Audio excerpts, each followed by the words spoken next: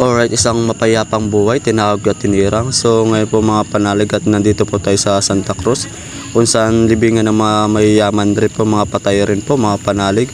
Eh, yung mga bandang gilid po niya, mga panalig ay mga patay, mga nakalibing rin po dyan, mga panalig. At kung gaano kagaganda yung mga bahay ng mga patay rin po dito sa loob ng sa Santa Cruz. Ayan, kung gaano mga ganda, ano mo yung mga akala mo sa subdivision lang tayo dito sa loob, mga nakakotse kasi. Samantala yung mga bayan natin, mga bulok po, tinan mo, mga bayan ng mga patay, social na social po rin dito. Kaya binibidyoan ko na rin to para ating matunghayan na rin po dito sa loob na sa Santa Cruz. Oo nga rin pala mga kapatid, ay may sa bandang dulo rin ho niyan may kakalasi rin po ako dito.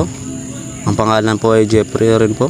At dito rin na naninirahan rin po sa loob ng sa Santa Cruz, pinakadulo rin Para nakakaano rin po yan, mabuhay ng kasama yung mga patay rin dito, mga panaligtas, may kakalasi ka pa rin po dito. Wala, sadyang ganito talaga ang buhay ng mga tao, kung saan yung walang hindi ko na pala itatapik sa inyo para nakakaano kasi sa ganyan rin. Mga ano na rin po yan, labas na tayo sa kanilang buhay rin po mga panalig. Kaya ating tutunghayan rin ho dito yung kabayan ng mga patay. Oo nga rin po pala mga kapatid, marami rin po dito mga nagja-jogging rin, mga bandang mga alas 8, mga alas 7, alas 6, mga ganyan kahit mga alas 5 marami rin dito mga nagja-jogging rin, mga nagpupuntahan rin.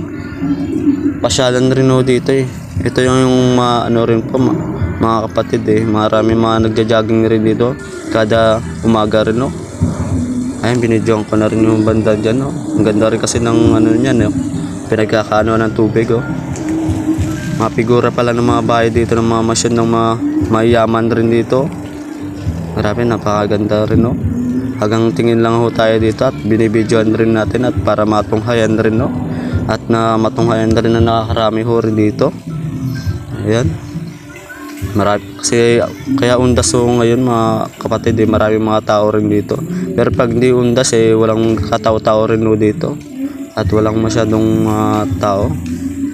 Kaya medyo binibidyo ko rin dito mga kabayan ng mga patay rin Hindi naman natin pwede na gisingin ng mga natutulog na mga patay rin dito, mga nakalibing na rin ho yan, mga namayapa na rin Ito rin pala mga kapatid, ito yung pinakamalaking masyon na rin dito. Ito pinakamalaking ano na rin po to, kabayan ng mga patay rin Sasakyan pala, napakamal na rin yan, mga angel pinakataas yan po. Napakaganda niya ang dami mga tao rin ngayon. Kaya medyo binibidyoan ko na rin dito. Mga bawat mga nakikita kong mga gandang kabayan dito ng mga patay, binibidyo. Ayan, ganda rin yan mga kapatid Ayan, Chinese yata yan nasulat hindi, pasensya na mga kapatid hindi rin pa parang magbasa ng Chinese.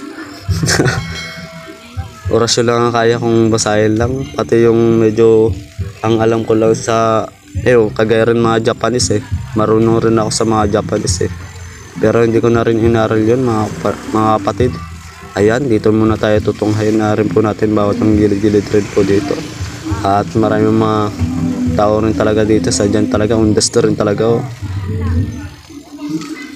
Oo nga rin pala yung mga ganyang bagay, kagaya ng mga karamihan sa mga mangkukulam dito sila nagsasagawa ng mga ritual rin, mga panalig, kagaya sa mga sa sementeryo. Ay, mga tinutukoy ko nga rin po pala sa inyo, may kakalaser po ako dito banda sa Bakanan rin mga kapatid. Diyan rin po may kakalaser rin po ako noon.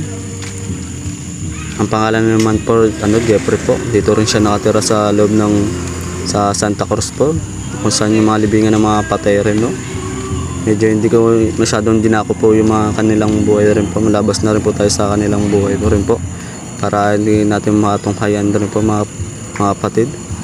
So ngayon po mga kapatid, medyo inikot-ikot ko rin talaga maigi rin para maating masuri yung ating mga paligiran rin dito.